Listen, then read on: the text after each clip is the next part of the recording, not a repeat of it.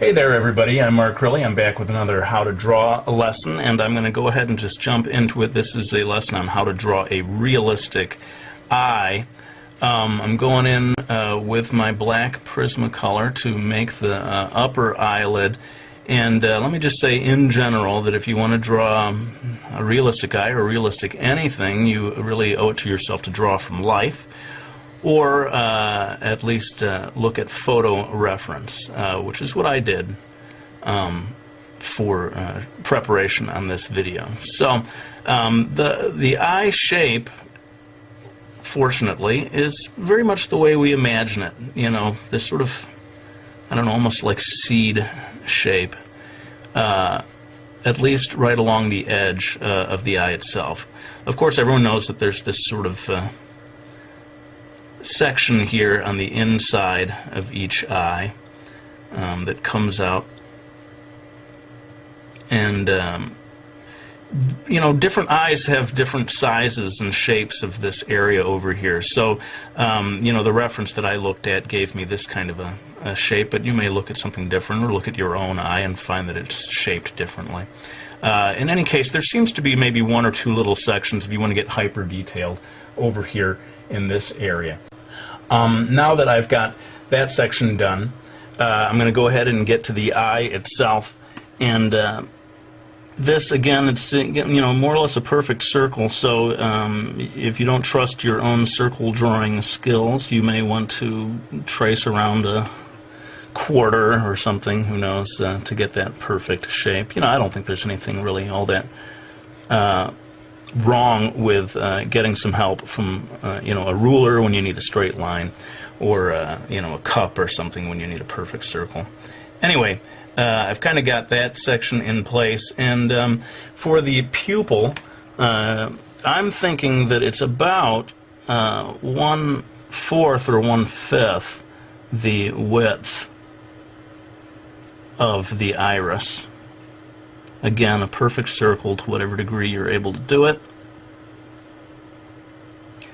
And then I'm going to put in a sort of a highlight area over here that, you know, maybe is sort of the suggestion of a window in the wall that's providing some light there. Okay. Now I'm going to jump in and do the eyelashes. This is a female eye, and maybe someone who's wearing quite a bit of mascara, who knows.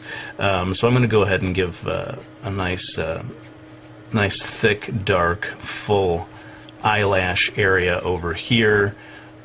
This kind of thing, you know, I can't obviously go line by line and tell you how to do it. It's practice makes perfect, I guess. But again, looking at different reference, looking at different eyes, you're going to see all kinds of different ways of doing the eyelashes.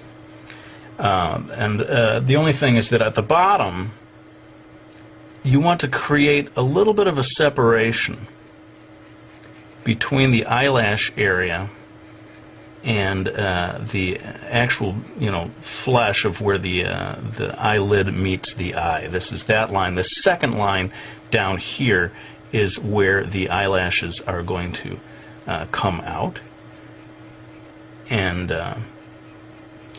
they start quite thin, you know, down in over here on this section, and as they go along, they get thicker and thicker. At least in the reference that I was looking at. And having got that section done, we've kind of got the basic shape in place, with the basic guidelines for the eye itself. Now, again, every eye is different, but most eyes are going to have some kind of a eyelid. And this one that I looked at for reference had quite a, I guess you'd call a heavy eyelid, which means that the line of the eyelid is pretty distant from the line of the eyelash. Again, looking at different things, look at your own eye, you may find that that line is a lot closer. And in some Asian eyes, there's almost no line at all of eyelashes. This is not so much a video about drawing the eyebrows, so forgive me, I'm just going to drop in really quickly a suggestion of an eyebrow here without talking about it too much.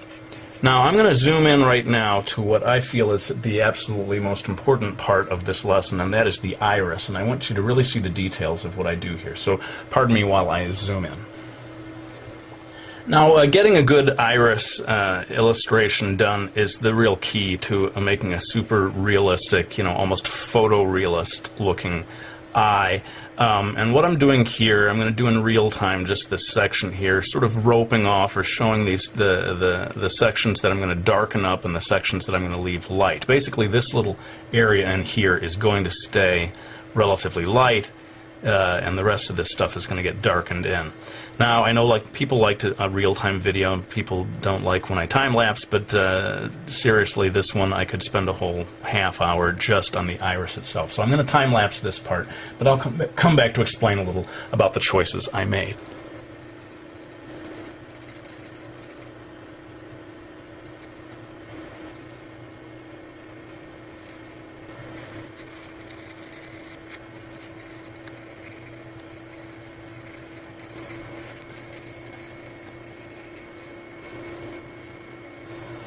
Alright, so you can see where the key to getting a nice shiny looking eye is getting this nice window shaped highlight, although it doesn't have to be window shaped, it could be sort of circular or any number of shapes. But make sure that you keep it nice and white, and that you darken the area near the highlight, and that helps it pop and makes the whole thing look shinier. And you saw that I spent a fair amount of time adjusting the different shades here. There's a band area here near the pupil that's a certain thickness. There's a whitish area down here, and then again, in certain types of eyes, every eye is different, you get the very darkest band of color right around the very edge. I'm going to go ahead and jump in here and very quickly darken this area in of the eyelashes. Again, this is maybe a female eye, someone who's wearing quite a bit of mascara. And with that, we're starting to come into the home stretch on this video. And again, to keep things a reasonable length, I'm going to have to do some of this in time-lapse. But hopefully it won't be anything that you couldn't follow along with. Basically, I'm going to be adding shading to make the whole thing look a little more 3D. And again, I'll come back to explain a little bit about the choices I made.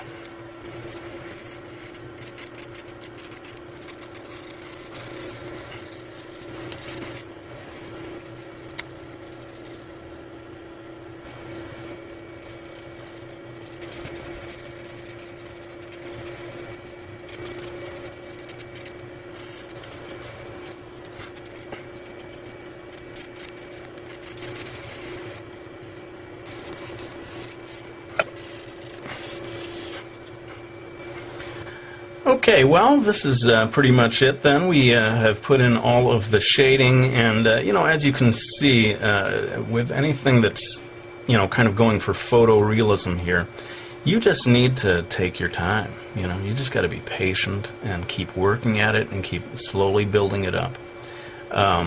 That's why I pretty much had to time-lapse through a lot of the stuff on this video. Those are the requirements of doing something truly realistic. And in many ways, if this is the kind of art style that you want to do, the most important thing that you need to learn is patience.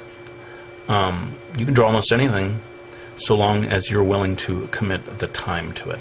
So that's pretty much it for this video. I hope you found it useful, and if you want to see me do more realistic stuff like this, by all means, let me know. I'd be happy to do a whole series of videos like this. This is, of course, what I was trained to do in my youth.